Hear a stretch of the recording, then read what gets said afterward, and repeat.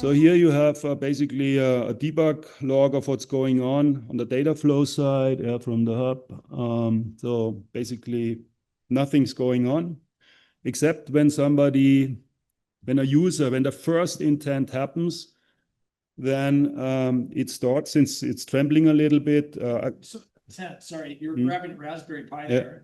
No, the first intent was I look at this widget, Okay. An API developer basically, or an app developer built this widget. The API platform gives the app developer the possibility to request the stream of motion sensor data with certain parameters which we could standardize, like as fast as possible, but maximum like this, and not overloading the CPE. So this, the CPUs of the CPEs.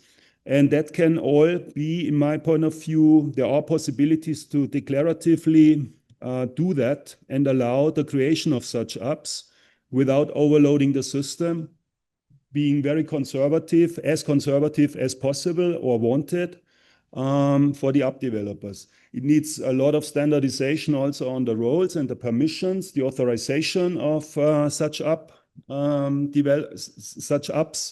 And I think we could get a long way and get rather powerful regarding standardizing it. And here I think also a lot about our tier 2 customers who are not able to do this end to end. But we shouldn't forget about those as well, right? Mm-hmm. So they love standards. Right. And then when you're actually moving it, you're seeing the digital twin on the screen as well. Is that? Yeah. This is basically, that's the app which makes some use of this sensor information. Here you see the coordinates. And this is transferred, as you can see, in a USP data model and sent by the USP controller. But I could do this. So there's none of this detection is even done it's a normal USP data model running here with none of this detection. That, okay, now it's not moving.